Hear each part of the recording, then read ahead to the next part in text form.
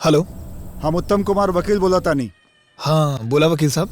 तोहार लोगन के माई अपन पूरा संपत्ति का एगो पेपर तैयार करे ले बाड़ी। तो हमनी के का करे के बा? तोहरा लोगन के साइन करे के बा। हम तोरे ही यहाँ आवतानी। ठीक बा, हम तीनों भाई आवतानी। ओके। कहा माई, तोहरा से ई उम्मीद ना रहल।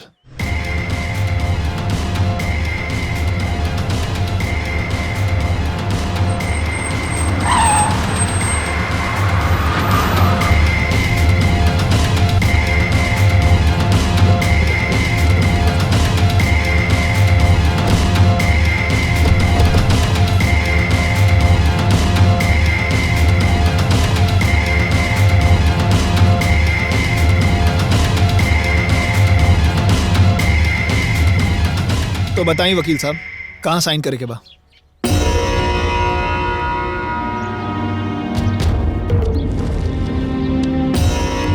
तीनों लोग यहाँ साइन कर दी।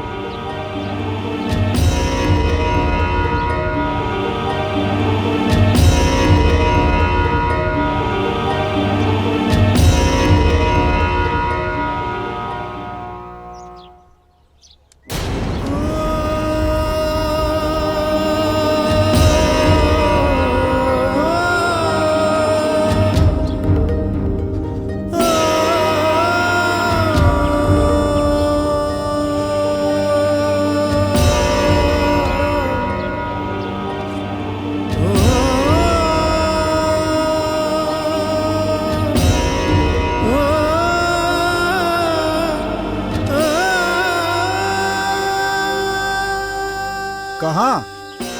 अब का साइन तो हुई गइल बा। अरे जाके बोल दो उनका से जकरा के संपत्ति देवे के बाद दे देसु। अरे एक बार पेपर तो पढ़ ला लोगन। अब का साइन तो हुई गइल बा। इतना सब कुछ देख लेनी सन कम बा का।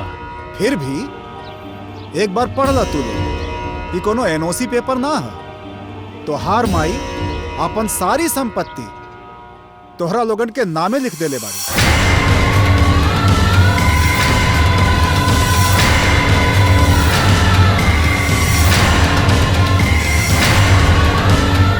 ला देख ला।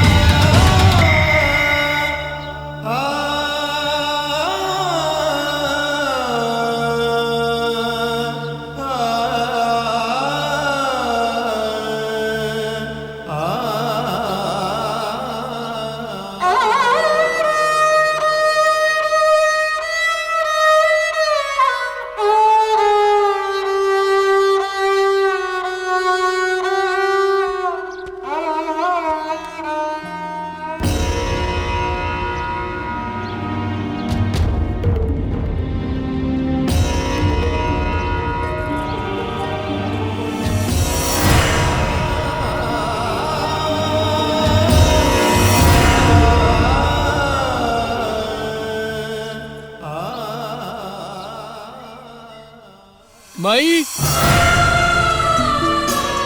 मम्मी जी,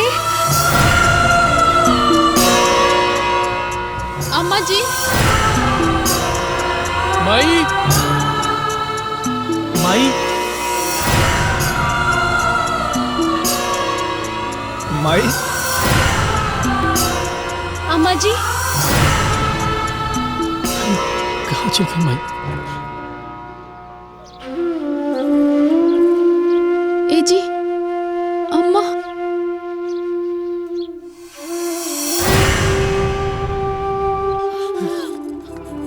माई, मुझे अम्मा जी, अम्मा जी, अम्मा जी। माई,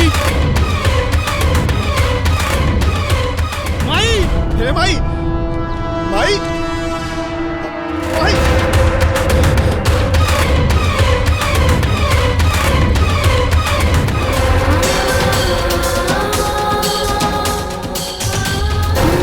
अम्मा जी नहीं की। चलिए देखिए। ए भैया, अरे माई माई कहाँ भैया आखिर माई चल कहाँ गई? वो के ना समझ में आता है। ए जी अम्मा जी तो कमरा में भी नहीं थी। माई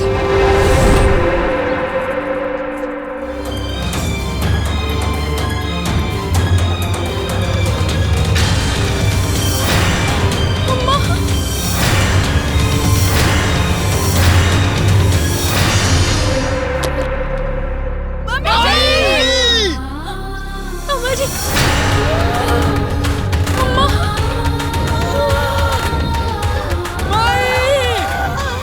अम्मा जी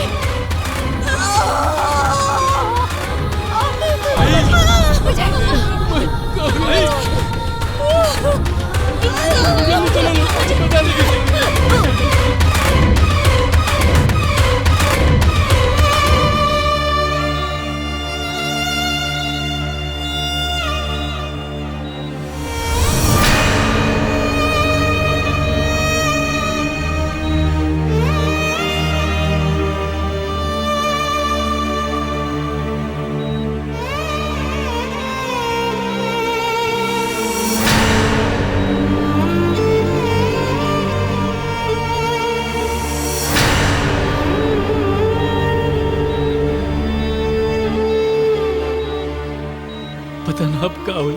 माई ठीक हो जाई ना। ना रिपोर्ट दिखाओ। जी सर।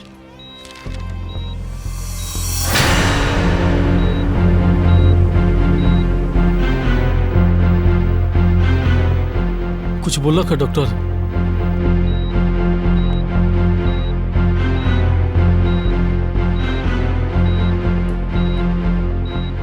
पल्स नोट कर लो।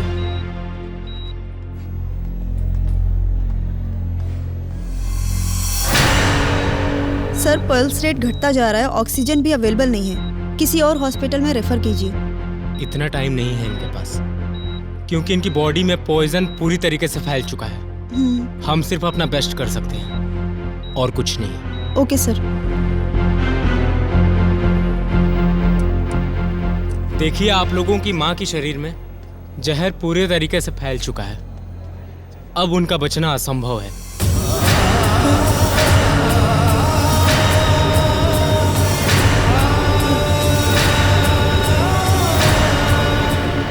अब अगर उन्हें कोई बचा सकता है तो सिर्फ ऊपर वाला।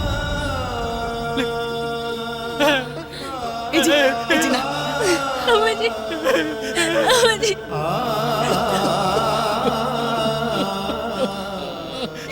ना ना अम्मा जी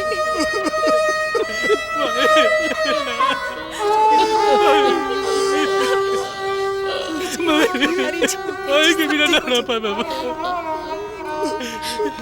चुप हो जाए। अब हमने के अम्मा जी के सलामती खातिर भगवान से ही प्रार्थना करे के पड़ी।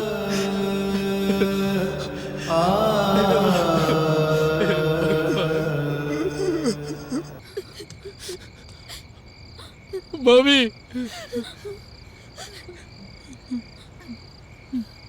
माई के होश आ गइल बा। हाँ कहा अम्मा जी के होश आ गए। जल्दी चला लो, अम्मा जी के होश आ जल्दी चला लो। गए।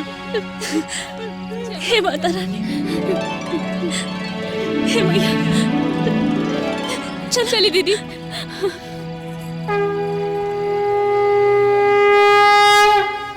वाह, खुशी के आंसू तो निकलने ही चाहिए। माता जी, आप मेरी दवाओं के दम पर नहीं, इन सब की दुआओं के दम पर जिंदा बची हैं, वरना हमने तो उम्मीद ही छोड़ दी थी।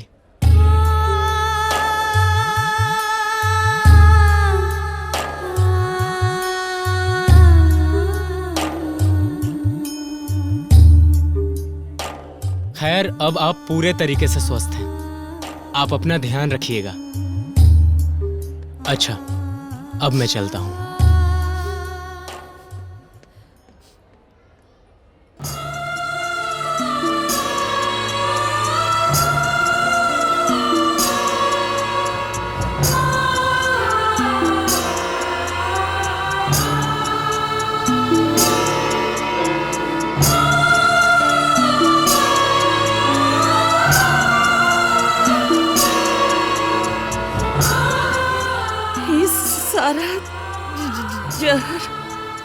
हमरे भीतर का निकल गई।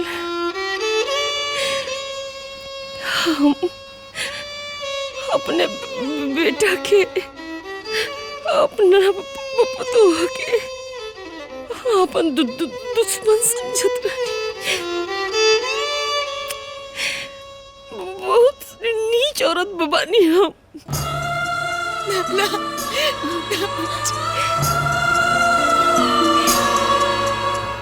हम अपना घमंड में आके तू लोगन के घर से निकाल देते।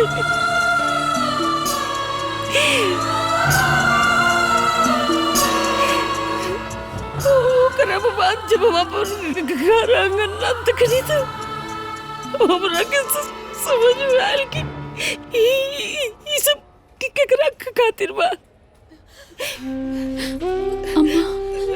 बेटा पतोह के अलावा हमरा जीवन में और बाकी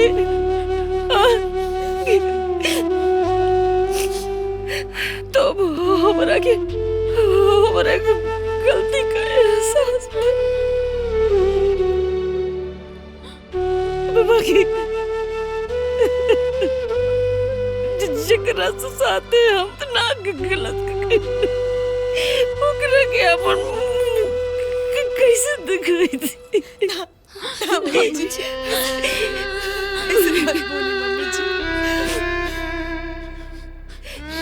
इसे हम अपन जीवन लीला खत्म करल चाहत रहनी अबे बिटिया। बाबा की एगो नलायक से सास के जीवन तो नहीं के हाथे में बच गई। तू लोग ने महान बड़े दुल्हन।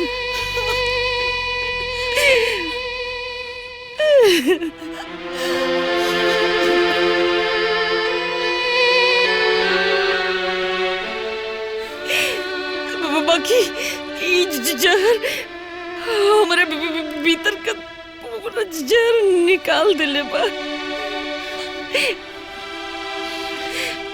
हम तोनी से अपना गलती खातिर माफी मांगत नहीं बिटिया। और शायद भगवान भी हमरा के दोबारा जीवन यही खातिर दिले बड़ी जी हम अपना गलती का पश्चाताप करी। हम करो ना अम्मा जी।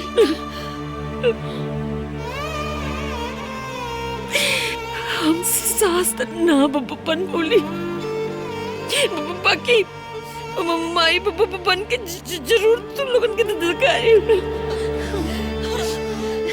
तुम लोगन के पापा तो ना बना बोले भी बिटिया। बाकी बेटे बना के जरूर दिखाई।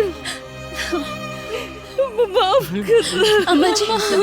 अम्मा जी हाथ मत जोड़।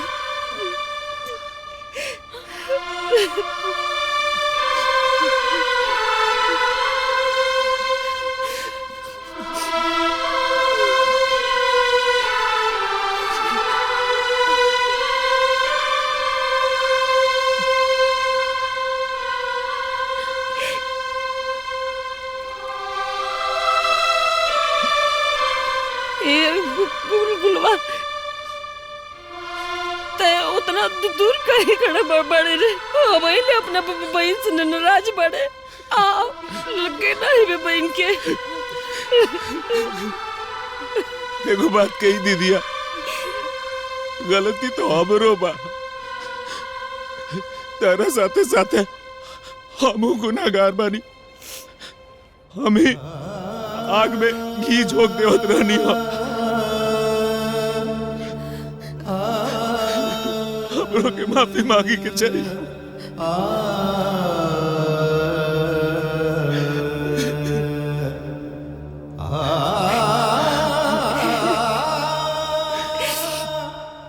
बस रो मत भैया।